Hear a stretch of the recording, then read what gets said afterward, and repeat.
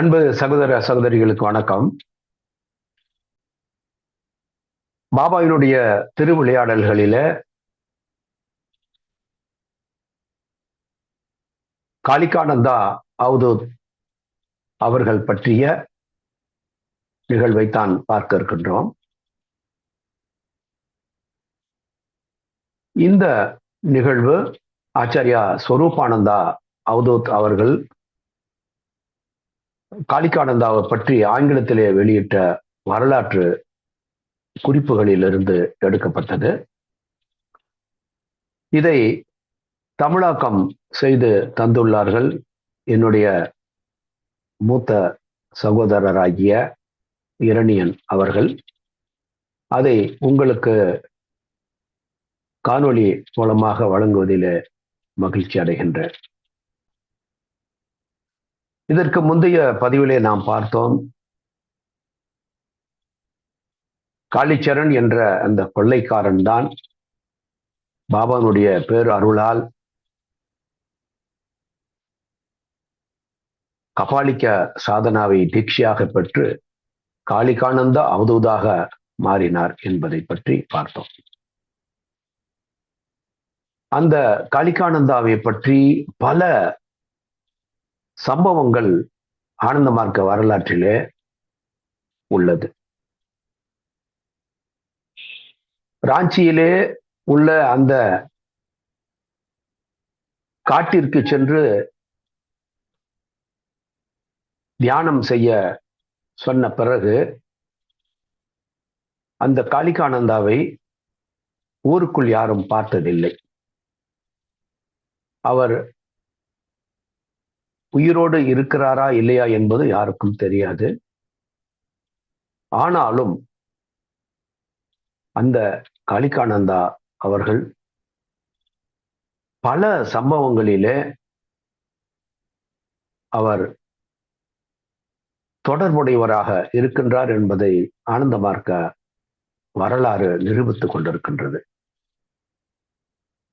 அன்றைக்கு காளிகானந்தா அவர்களுக்கு உடலோ உருவமோ இல்லை என்றாலும் மற்றவர்களுக்கு, குறிப்பாக ஆனந்த மார்க்கிகளுக்கு நன்மைகளை செய்வதையும் உதவி செய்வதையும் பாதுகாப்பாக இருப்பதையும் தனது சிறப்பான கடமையாக செய்து வருகின்றார். அந்த வகையிலே ஒரு சன்னியாசி தாதாவின் குடும்பத்தில்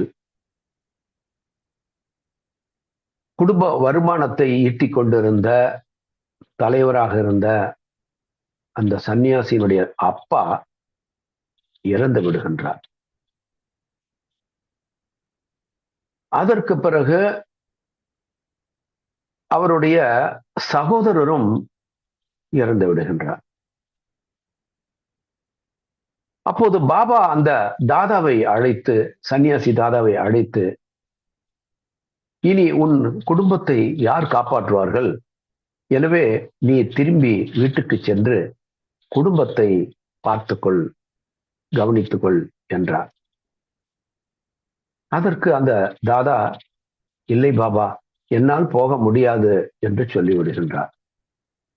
அப்படியானால் உன் குடும்பத்தை யார் காப்பாற்றுவது என்று பாபா கேட்கிறார். அதற்கு அந்த தாதா, பாபா, அவர்களை காப்பாற்றுவது இனி உங்களுடைய கடமை என்று சொல்லிவிட்டார். அதற்கு பாபாவும், சரி, அது என் கடமை என்றால் அதை உண்மையாகவும் கவனத்துடனும் நான் நிறைவேற்றுவேன் என்றார். அப்பொழுது கனடாவிலே டாக்டர் தொழில் செய்து வந்த அந்த தாதாவினுடைய மூத்த சகோதரர் விபத்திலே இறந்து விட்டார்.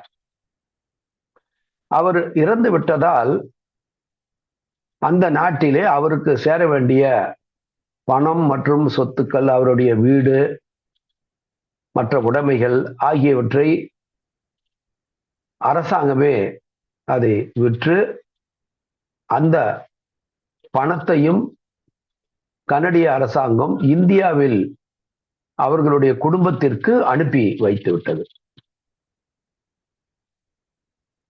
அந்த மாவட்ட கருவூலத்திற்கு வந்த அந்த பணத்தை எடுத்து வங்கியிலே வைப்பு நிதியாக செய்வதற்காக பணம் முழுவதையும் அந்த தாதாவின் தாயார் கருவூலத்திலிருந்து எடுத்து வந்திருந்தார். ஆனால் அந்த பணத்தை வங்கியிலே வைப்பு செய்வதற்குள் வங்கியினுடைய வேலை நேரம் முடிந்து வங்கி மூடப்பட்டு விட்டது. எனவே அந்த பணத்தை தாதாவினுடைய அம்மா வீட்டிற்கு கொண்டு வந்து விட்டார்.